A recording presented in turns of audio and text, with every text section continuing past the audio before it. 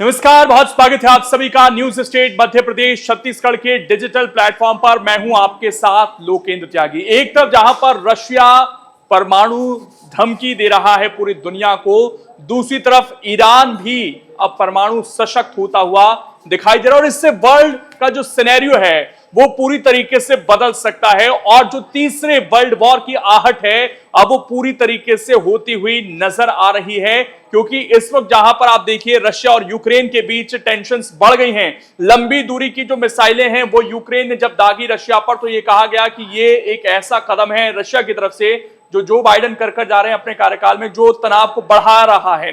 दूसरी तरफ ईरान से जो खबर निकलकर सामने आ रही है उससे जाहिर तौर पर इजराइल की चिंताएं बढ़ रही हैं। तो ऐसा क्या हो रहा है और इसका असर पूरी दुनिया पर क्या हो सकता है, भारत पर क्या हो सकता है, ये समझने की कोशिश करेंगे। मेरे साथ डिजिटल के मेरे सहयोगी साहिल भी जुड़ गए हैं। साहिल, ईरान हम सब जानते हैं कि किस तरह का माइंडसेट है वहां पर काम करने का। जैसे उसने कई संगठनों को सपोर्ट किया जो आज जिनसे इजराइल लड़ भी रहा है, चाहे हमास की बात करें, हिजबुल्लाह की बात करें। लेकिन अगर वो खुद परमाणु सशक्त हो जाएगा, क्या अपडेट है पहले उसको लेकर? क्योंकि कुछ दिन पहले खबर ये आई थी कि इजराइल ने हमला किया है और जो उसकी लैब थी जहां पर न्यूक्लियर की सारी चीजें चल रही थी उसको डिस्ट्रॉय किया गया है।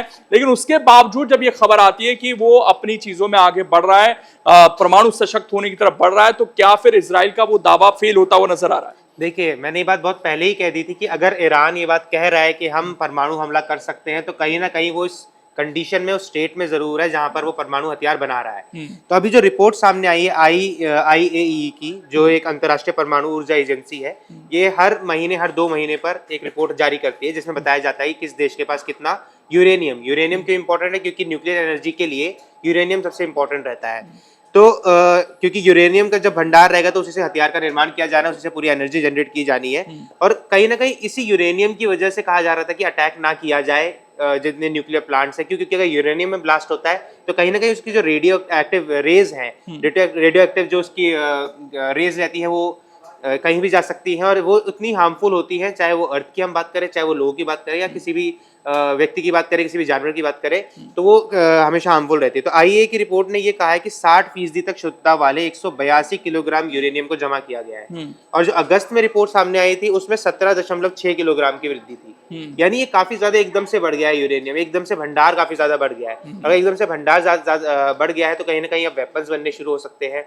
तो कहीं ना कहीं अब, क्योंकि अगर 90% की प्योरिटी आ जाती है तो कहीं ना कहीं फिर अटैक हो सकता है बहुत बड़ा इजराइल के ऊपर, या हम कहें एक बहुत बड़ा अटैक हो सकता है सऊदी के ऊपर, क्योंकि सऊदी और ईरान की भी काफी अच्छी बनती नहीं, काफी अच्छे रिलेशंस इनके नहीं रहे हैं। तो कहीं ना कहीं अब ये जो दोनों देश हैं, इन दोनों देश के बीच में टेंशन बढ़ने वाली है। बिल्कुल, और इससे वर्ल्ड सिनेरियो जो है वो बहुत तेजी से बदलेगा। खासकर तेल गल्फ रीजन से ही ज्यादा आता है और वहां पर अगर इस तरह के अटैक होते हैं, क्योंकि एक छोटा सा उदाहरण है हमारे पास जापान का, जहां पर अमेरिका ने उस समय जब वो परमाणु गिराया था, आज तक वहां अपंगता है, आज तक वहां की जो जमीन है वो उपजाऊ नहीं है। इससे जो फूड का संकट है पूरी दुनिया पर, तेल का संकट है और जो मानव का एक तरीके से लॉस होगा हमें, वो तो हो गई, तो बहुत ज्यादा स्थितियां बिगड़ सकती हैं। लेकिन इसकी संभावना कितनी नजर आती है? क्योंकि और देशों की तो नजर है, खासकर इजराइल ने कुछ दिन पहले हमले की बात भी कही थी कि हम नहीं चाहते कि ये किसी भी तरह से परमाणु सशक्त बने।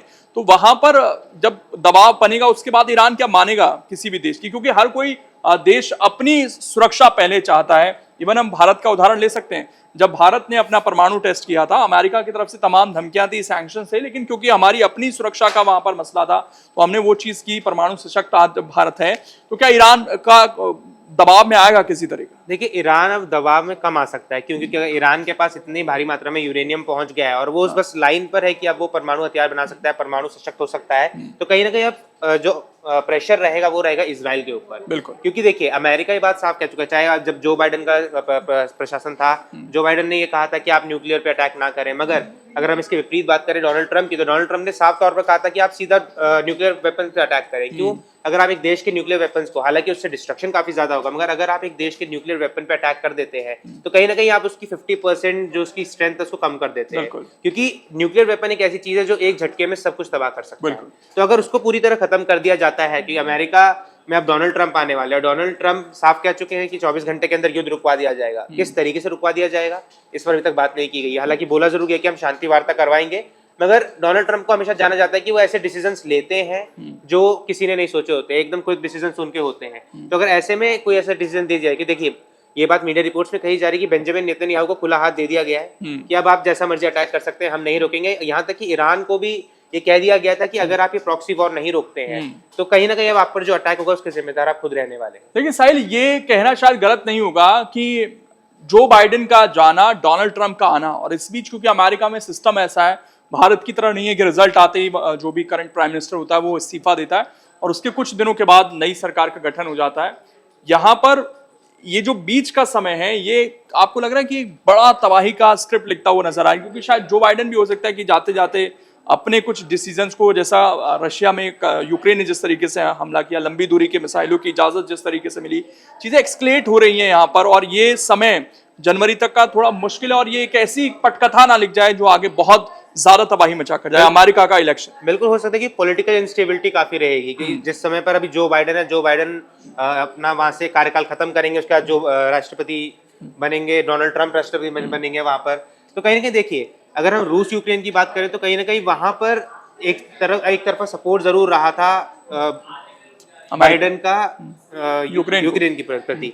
मगर अगर हम बात करें डोनाल्ड ट्रंप की, डोनाल्ड ट्रंप ऐसे नहीं कि डोनाल्ड ट्रंप साफ तौर पर नेटो के विरोध में रहते हैं कि हम आखिर अमेरिका ही क्यों नेटो को फंड करे, और कहीं ना कहीं ये बात हमेशा कही जाती है कि जितनी भी वॉर्स की जा रही है उसको फंड अमेरिका कर रहा है। तो डोनाल्ड ट्रंप ने साफ कहा था कि हम किसी वॉर को फंड क्यों कर रहे हैं, उससे हमारा फायदा नहीं हो रहा। और डोनाल्ड ट्रंप को एक बिजनेसमैन के रूप में अच्छे से जाना जाता है कि वो लॉस नहीं सहेंगे किसी भी देश के लिए, और अपने देश के लिए तो बिल्कुल नहीं सहने वाले हैं। तो कहीं ना कहीं ये जो चीजें हैं, हो सकता है कि अब ये पूरा एक महीना रहने वाला है कि इस एक महीने में पॉलिटिकल इंस्टेबिलिटी अमेरिका में भी है, पॉलिटिकल इंस्टेबिलिटी ईरान में भी है। बिल्कुल, उसका ही मैं जिक्र कर रहा था। ईरान में क्योंकि तख्ता पलट होने वाला है। ईरान में अब उनके बेटे खामेनेई के बेटे जो है, अली खामेनेई के बेटे जो हैं, जी, मुस्तफा खामेनेई, वो टेक ओवर कर, बिल्कुल वो टेक ओवर करने वाले हैं। तो जिस समय पर ये पूरा न्यूक्लियर वाली पूरी बात छिड़ गई है, दोबारा से फिर से आ गया है कि ईरान क्या न्यूक्लियर पावर बनने वाला है, कहीं ना कहीं इजराइल की टेंशन बढ़ रही है, कहीं ना कहीं ईरान की भी टेंशन बढ़ रही है, क्योंकि ये जो चीजें हैं ये ऐसी चीजें हैं जो एकदम से सामने आई हैं। हालांकि रिपोर्ट्स में काफी दावा किया जाता है, पहले भी दावा किया जा रहा था, मगर ये रिपोर्ट तब आई है जब एक रिपोर्ट और सामने आई थी, जब ये कहा जा रहा था कि ये जो न्यूक्लियर वेपन्स है, न्यूक्लियर प्लांट है जो 2003 से ईरान में बंद पड़ा था, उस पर अटैक किया गया था, उसकी कुछ बिल्डिंग्स को तोड़ा गया था। और ये वही प्लांट था जहां पर ये पूरी जो तरीके थे, जो चीजें से बनाई जा रही थी, चीजें स्टोर की जा रही थी, वही एरिया था। क्योंकि जो सैटेलाइट इमेजेस सामने आई है वहां पे जो दो बिल्डिंग्स थी वो टूटी हुई नजर आ रही है। और एक होता है कि बिल्डिंग सिर्फ टूट जाए या उसको डिस्ट्रॉय कर दिया जाए, पर अगर कोई चीज ब्लास्ट में टूटती है तो उसका एक एरिया बन के रह जाता है। तो सैटेलाइट इमेजेस में साफ नजर आ रहा है। एक चीज और मैंने, क्योंकि यहाँ पर इंडिया का उदाहरण दिया था, परमाणु सशक्त होना शायद गलत नहीं है, लेकिन वो देश कितना जिम्मेदार है ये शायद यूनाइटेड नेशंस की भी नजर है। और इसीलिए जब नॉर्थ कोरिया में कुछ इस तरह की चीजें होती हैं तो हलचल मचती है, क्योंकि वहां एक तानाशाह की सरकार चली। और यही डर शायद ईरान को लेकर भी है कि वहां पर जिस तरीके का राजनीतिक स्ट्रक्चर है, वो कहीं ना कहीं ईरान को क्या वो, क्योंकि परमाणु शक्ति होना, उसके साथ एक जिम्मेदारी आना, हर देश के अपने फिर नियम कायदे होते हैं, पूरे विदेश की उस पर नजर रहते हैं। ईरान को लेकर यह भी डर है कि वो उसका बेजा इस्तेमाल ना कर दे कहीं। बिल्कुल, कि ईरान की जो, अगर हम पॉलिटिकल पावर की बात कर रहे हो ईरान की, तो ईरान में ऐसा नहीं कि राष्ट्रपति का शासन चलता है। ईरान में ये बहुत सीधी बात है कि जो वहाँ का सुप्रीम लीडर है उसके पास कई ज्यादा ताकतें होती है राष्ट्रपति से, वो सेना को कंट्रोल कर सकता है और कई इंपॉर्टेंट ऐसे डिसीजंस ले सकता है। तो कहीं ना कहीं ये जो पॉलिटिकल इंस्टेबिलिटी रहेगी इसका असर पड़ेगा। और ये जो एक महीना है ये बहुत इंपॉर्टेंट रहने वाला है पूरी ग्लोबल एस्पेक्ट में बात करूँ, ग्लोबल पॉलिटिक्स में बात करूँ। क्यों? क्योंकि जहां पर डोनाल्ड ट्रंप, एक तरफ डोनाल्ड ट्रंप पदभार संभालेंगे, एक तरफ मुस्तफा खामेनेई पदभार संभालेंगे। अब दोनों के बीच में क्या बातचीत की जाती है, क्या इसको शांति वार्ता से सुलझाया जाता है या इसको सीधा वॉर के तरफ मोड़ दिया जाता है, अब ये देखना रहेगा। और एक छोटा सा उदाहरण देकर इसको खत्म करते हैं। देखिए, बाइडेन की हो सकता है कुछ कमिटमेंट हो सकता है उन कमिटमेंट को अब जल्दबाजी में पूरा कर दें, और डोनाल्ड ट्रंप के लिए कुछ ऐसे फैसले जो शायद थोड़ी राजनीतिक तौर पर उनकी मुश्किलें पैदा करें। मे भी ये हो सकता है, क्योंकि हर राजनीतिक पार्टी चुनाव जीतना चाहती है और अमेरिका का चुनाव भी कोई सस्ता चुनाव नहीं है, बहुत खर्च होते हैं वहां, बहुत तरकीबें लगाई जाती हैं चुनाव जीतने में। और पिछली सरकार जो है वो हो सकता है कुछ ऐसी सिचुएशंस देकर जाए नई सरकार को जिससे समझने में उसे थोड़ा सा परेशानी आ सकती है। और डोनाल्ड ट्रंप क्योंकि ये वादा कर चुके हैं मैं 24 घंटे में युद्ध खत्म कर सकता हूं,